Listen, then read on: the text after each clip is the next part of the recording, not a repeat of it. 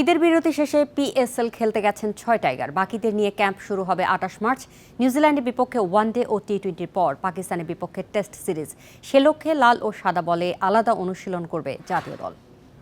দীর্ঘদিন বিরতির পর আন্তর্জাতিক ক্রিকেটে ফিরে সিরিজ জিতেছে বাংলাদেশ।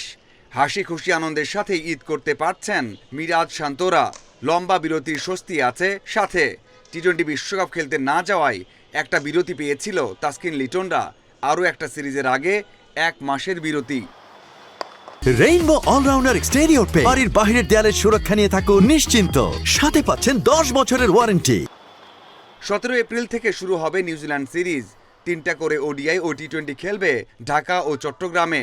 6 তারকা যাবেন পিএসএল খেলতে। বাকিদেরও প্রস্তুত রাখতে চায় বিসিবি। সেজন্য ঈদের পর দ্রুতই শুরু হবে ক্যাম্প। শুরুতে লাল ও সাদা বলের ক্যাম্প শুরু হবে একসাথে। ঢাকাতে শুরু হওয়ার কথা রয়েছে 28 মার্চ। সপ্তাহখানেক হবে ফিটনেস ট্রেনিং, তারপর শুরু স্কিলের কাজ।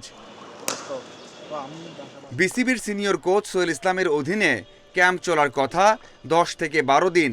এরপরেই 2 ভাগে ভাগ হয়ে যাবে সাদা ও লাল বলের ক্রিকেটাররা।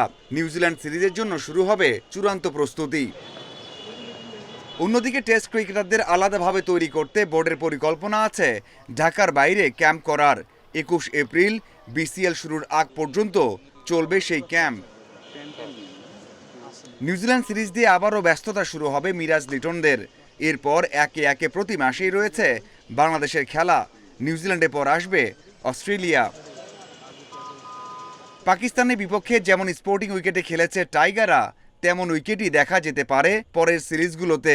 তাতে বিশ্বকাপ অথবা দেশের বাইরে সাফল্য পাওয়ার সম্ভাবনা বাড়বে বাংলাদেশের। Mazharul Islam, independent news.